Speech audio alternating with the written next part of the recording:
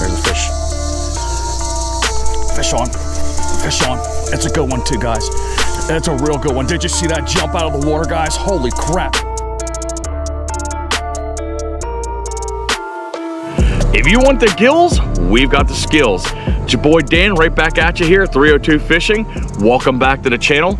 I don't know if you can notice or not, right behind me is an absolute beautiful overcast day. Barely a whisper of wind, the humidity is way down, and the comfortable temperature of barely 80 degrees out here. So this is leading me to come out and fish a topwater episode.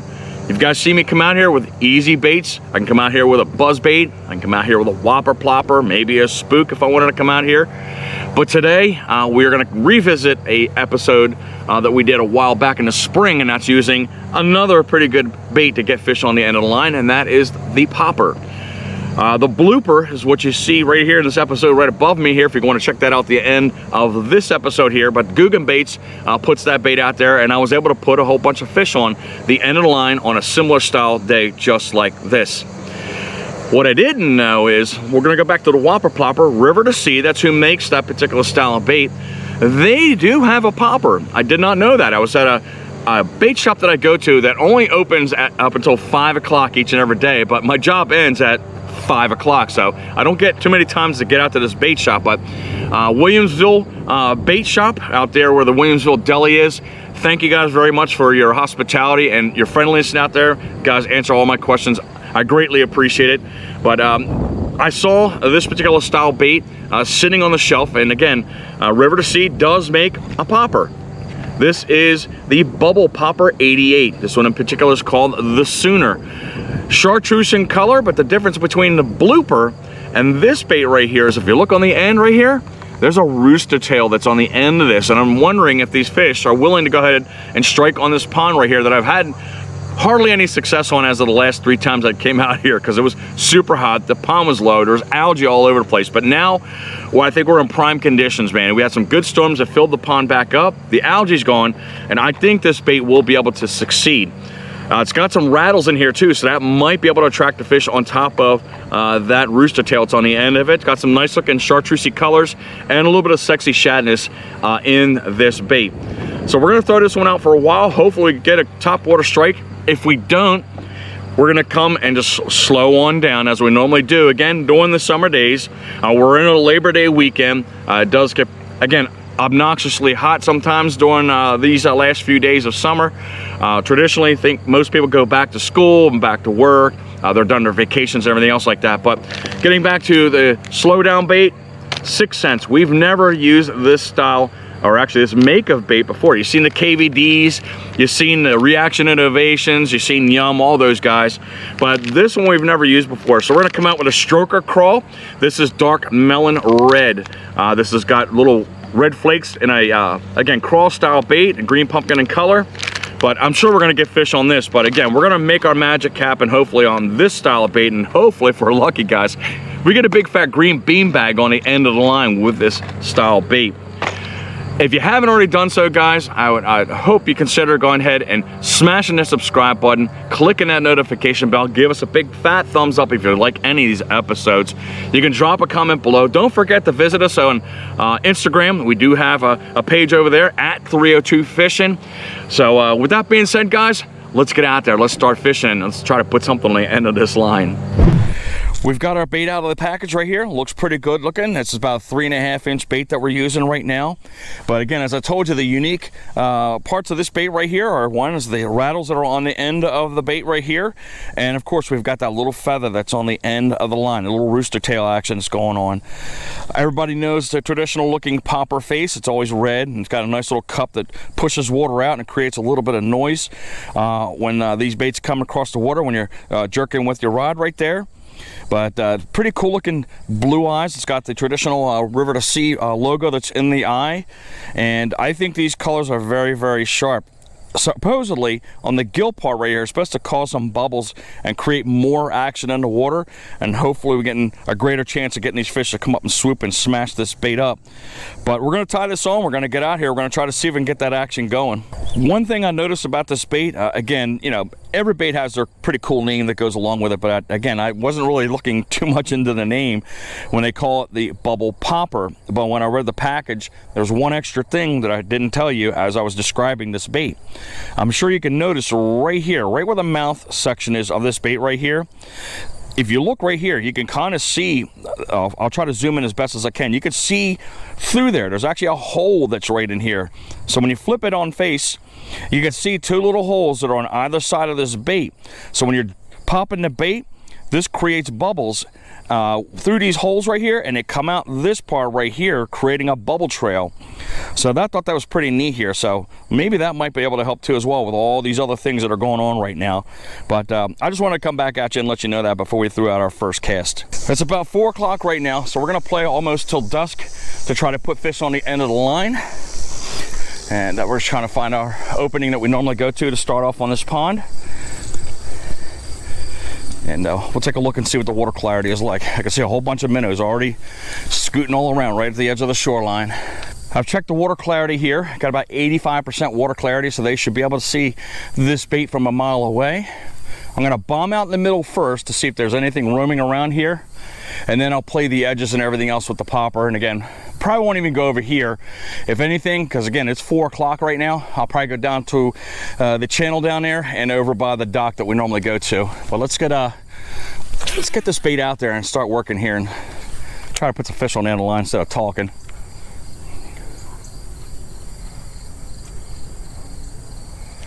But nice little taps. You can see how much water is being put off just by barely tapping it.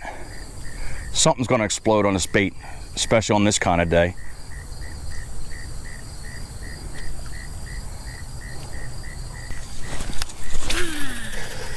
It's got some decent weight on it. It does cast pretty good distance, which I'm happy about.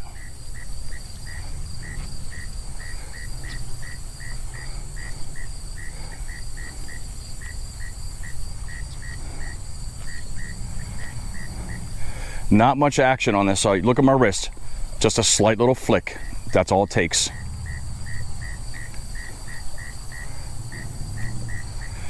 But it's definitely putting up a pretty good plopping noise I can hear from a mile away.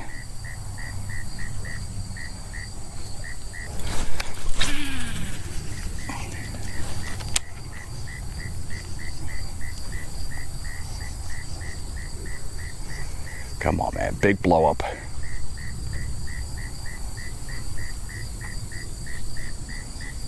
While we're going through our progressions here, as I mentioned to you most of the times, all of the baits and the equipment that we use are always going to be down in the description field below. So if you guys want to go out and get these baits or any of the stuff that we use right here, I'll always have links to the cheapest places I could possibly put in front of you here to try to get the equipment and build up your fishing arsenal. Slide over to my left a little bit so I don't get in this tree over here.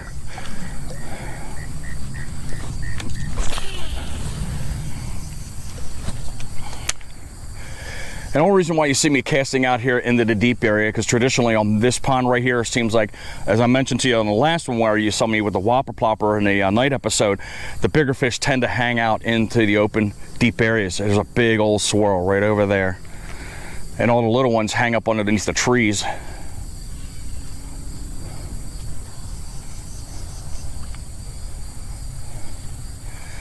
But hopefully we can get one to wake up and smash the crap out of this bait. Oh, there's a fish right there, guys. We barely touched it. I saw the swirl come up right there and I held off for a second and I popped it one more time. But there you go. We're not skunked and we got a fish on the bubble popper 88. You got both trebles, one in the mouth, one on the gill plate. So the one we want to be careful about is the one on the gill plate. So we get that one first.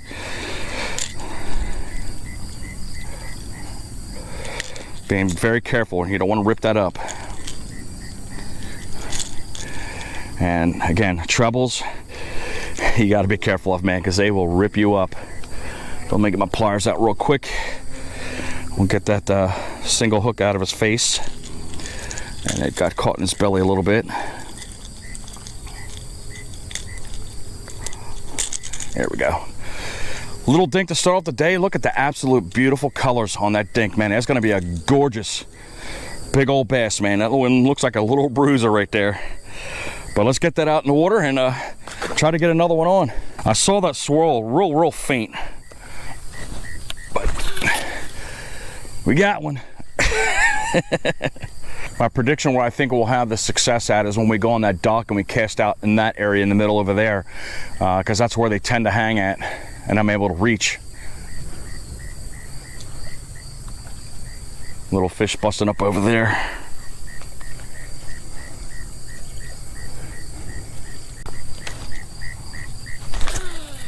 Now when you throw the bait out there, you saw me plop it into the water. Hold off for a second and allow those rings to get away from the bait, because what you don't want to happening is you're plopping it before the rings dissipate, and they're not going to feel that popping noise off of their lateral lines. So once you feel like it's a good distance away, that's when you want to start the popping action, because that's really what the fish want to feel, is that, not that ripple that's going away.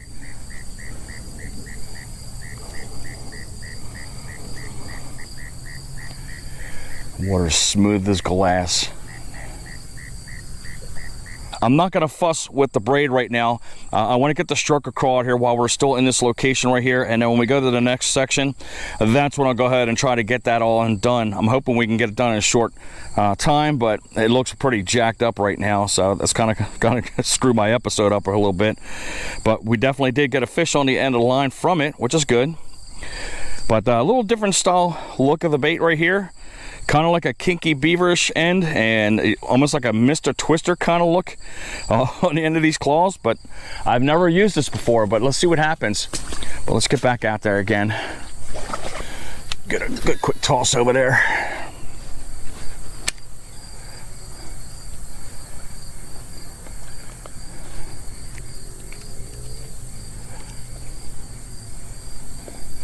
I have no doubt we're going to get something on the crawl.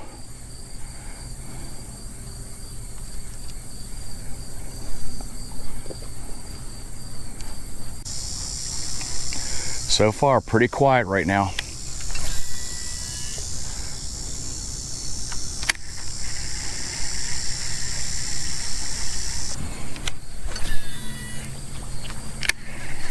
So what I'm gonna do is, if I can't get that braid undone, I'm gonna do what I really don't want to do, and that's put it on the Berkley Trilene that I use right here. Hopefully I get the same similar action using that line.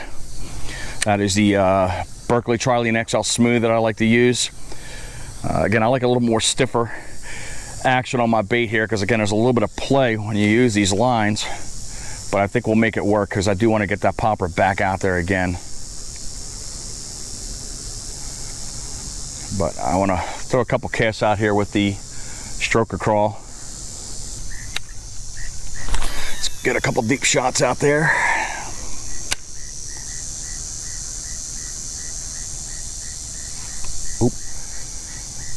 Fish on. I felt like I hit a stump right there, but he banged it. A little feisty one. Stroker crawl.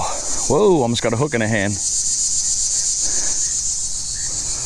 But boy, that fish wanted that bait pretty good. Look at that, man. Nice jump out there. A little bit bigger than the last one. Not by much, though. You ever have those days when you go out fishing and everything's fine, but for whatever reason you still got this one lone mosquito that just does not want to get away from your ear and keeps buzzing you and harassing you? Well, that's what's going on right now. It's kind of hard to focus your attention on fishing when you got a blood-sucking animal trying to go at your ear canal. But that was a nice little hit by that fish right there. I think I'm going to put the popper on this rod here, and then I'm going to switch up from the braided line, because again, it looks really mangled. And we're going to get the other Veritas that I have and put the stroker crawl on that. But let's get out of this section right here, because I've been watching this whole time, and there's literally fish busting up over here in that section. So we're going to try to find a hole over here and try to cast out in that area. That's the reason why I want to use this, because I can get a little bit more distance and hopefully hit that area where those fish are jumping at. We're back in action. I've got this on the Berkley Trilene XL Smooth. It's on one of my stiffer Veritas that I like to use, so we should be able to have the same results as we did with the swim bait rod that I like to use with the braid. But we'll soon know once we get out here and see how this bait pops. But we're going to go over to this opening, and right over in this grove of trees that are bending around this way, that's where I'm seeing all that action. Rain is picking up a little bit. It's not going to deter me, obviously. But we'll get out here and try to get beyond these plants.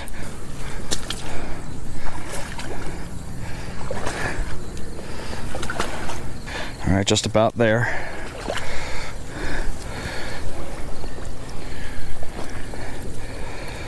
A couple more steps if I can make it. And just got to watch out for these bushes that are right behind me. That's my only problem right now. Cast high.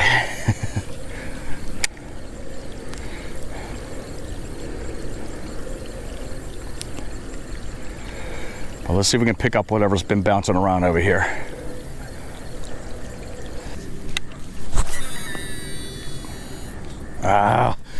We just lost our bait, guys. Just like that. As soon as it hit the tree, I knew exactly what was going to happen. Man. That sucks. Let's see if we get lucky. Nope.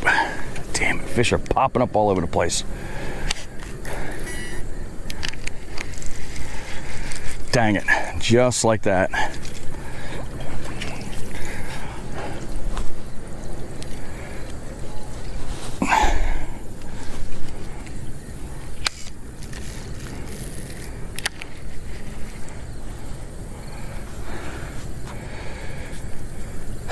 It's solid in there. What do I do, guys? Well, quickly our episode is gonna change into a stroker crawl episode, but looks like we're gonna have to cut the line here. God, I hate doing that. I think I might walk over there and see if I can get into that section right there. I might be able to, I don't know, but it depends if there's a property line over there. Let me see if I can walk right here. This looks like a right of easement right here, because there's the person's driveway right there. And if I can see that bait, I'm gonna try to get out there and get it. Trying to see if it's hanging anywhere around here. I can't see it.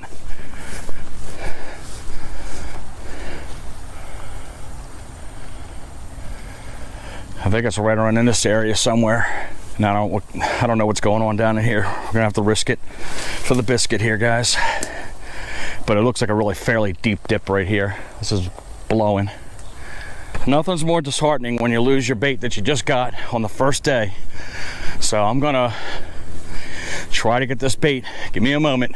All right, so I had to go back to where I was casting from to see where I think the bait is at. And I saw these two trees right here and this kind of deadish tree right here. I'm gonna walk my way in there, but I gotta try to somehow make a gap that I can get into to get that bait.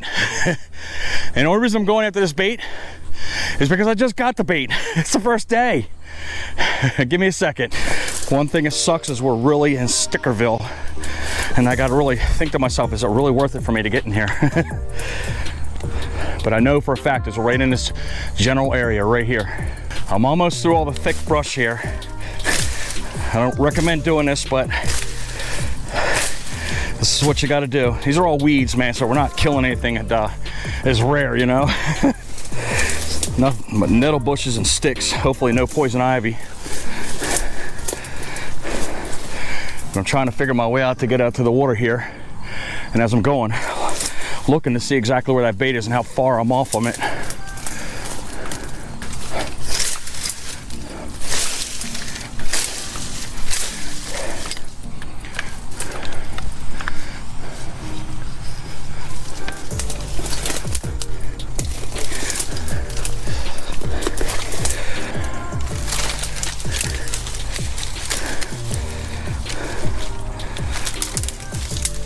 We've got our gap here. Somehow we made it through all of this gunk. Hopefully this ground is strong enough to hold me. Now I gotta weed through all these plants. I'm getting all kinds of spider webs and everything else on my face.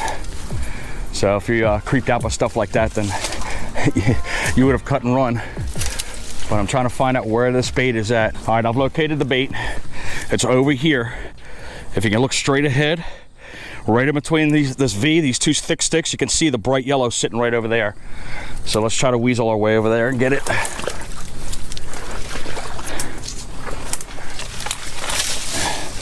Whew. Oh my God, guys. There's the bait right there in front of you. And I'm almost to the limit of my boots. And then we got to work our way towards this branch, and hopefully we can pull this branch up and get this bait. Here we go. Again, you got to risk it for the biscuit. Saved.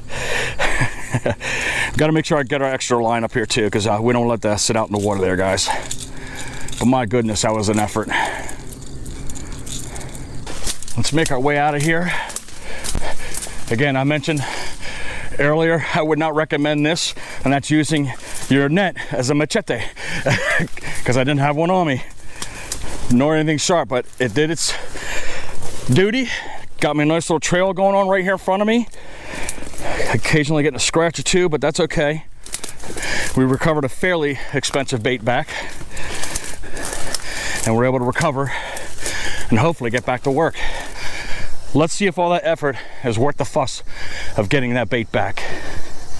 You weren't getting away that easy. We got her back. No doubt I'll be checking for ticks after that expedition. But let's hope, like I said, the risk reaps the rewards of getting this bait back. Bubble popper, part 2. Let's get back out here. Again, of course, stay away from the trees. But we'll spend a couple more minutes here. That took about a half an hour just to get that bait out of that location down there. My goodness.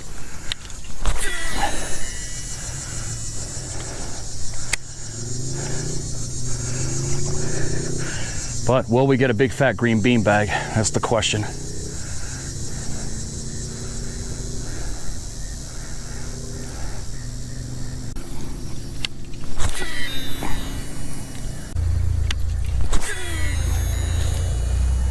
See that?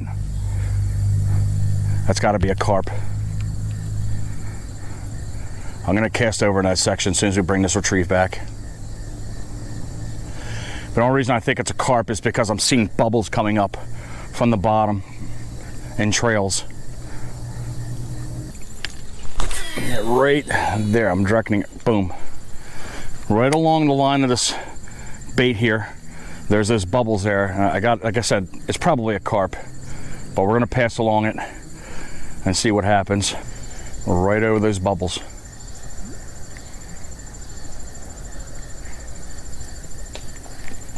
Wow, did you hear that explosion back there?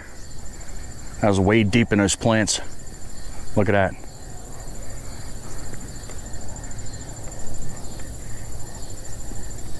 There you go. Fish on, guys. Ah, I lost them. That was a bass. Wow. That was a nice little blow up there.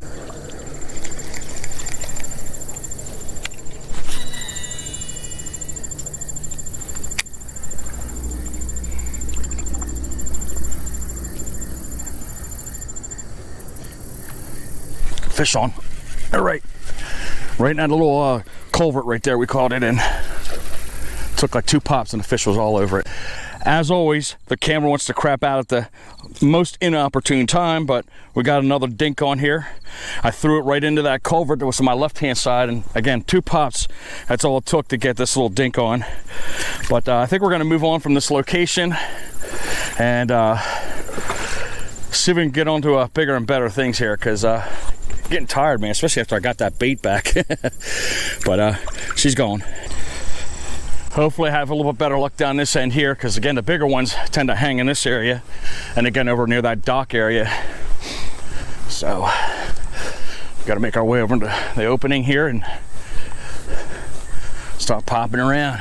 Feel like I'm an explorer here. Let's go into the long lost lands of community ponds. I'm your host, David Attenborough.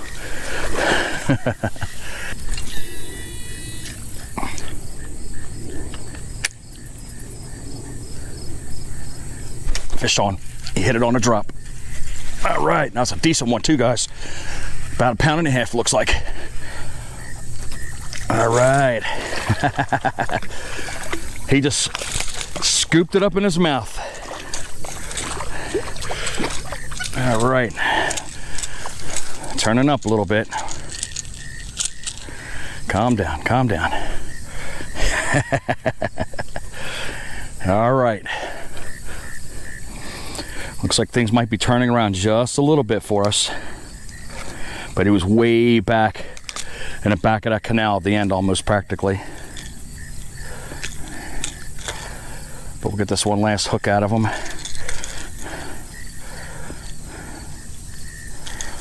There we go. Pretty fish. Again, maybe 1.5 pounds. Pound probably is a little bit more accurate. But she's gone.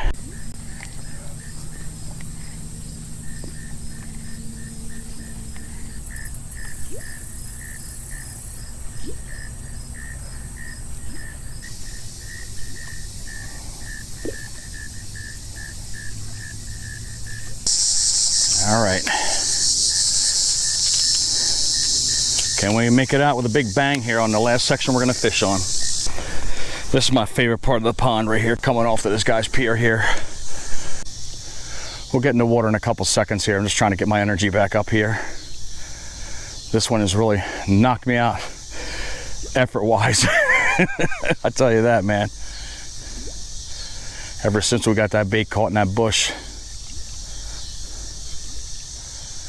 But I got a feeling we're gonna get one in this area somewhere. Just a matter of whether they're close or out in this area over here. Feel for the bottom, Dan. Feel for the bottom.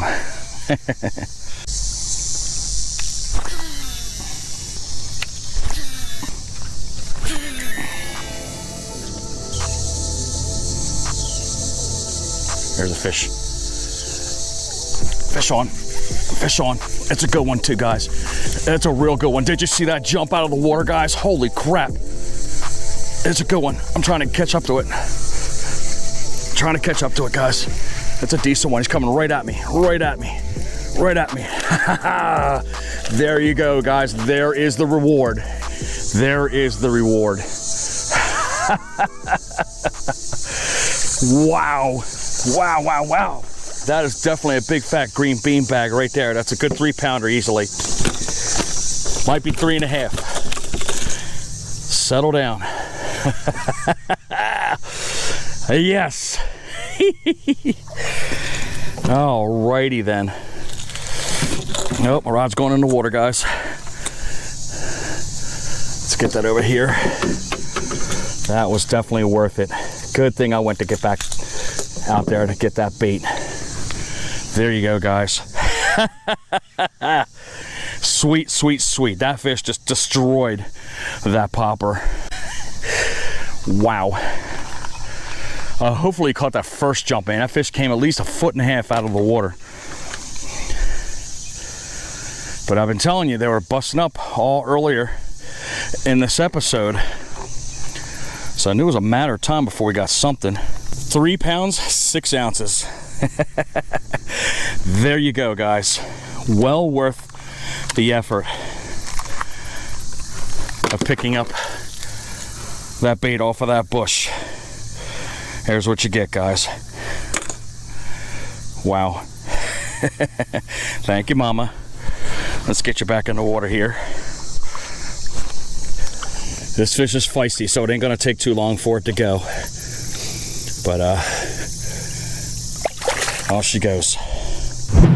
You see it all the time in professional sports where you got that elite athlete that's willing to take that huge risk in order to get the big old reward. And that's what I decided to do on this episode. I could have said, forget it, I'm just gonna do a stroker call episode. That's it, wrap. But no, in my mind, I already had this episode planned out, and I was gonna get something on the end of that line on that bait, that River to Sea Bubble Popper 88. So I got cut up, I got slate poison ivy, I had a bruised ego because of the crappy cast I threw, but we're able to retrieve that bait, get back out there again, and lo and behold, just before dusk, we get that big fat green bean bag on the end of the line, and we get a little bit of drama as it flies up out of the water because he was so mad because I, you know me, the great angler that I am, caught it. So I am thoroughly excited about this episode. It panned out way better than I thought it was going to pan out, even though I knew something was going to happen because it was a good looking day. It was a nice overcast day. But a little irony to the video right here. 3 casts after that fish you just saw right there, I go to strike another fish, and you guessed it, guys, the line snapped and I lost the bait permanently. So it's stuck out there in the pond. I might get lucky in the pond guns, blows it off to the side, but more than likely somebody's probably gonna see it, snatch it, and take it home.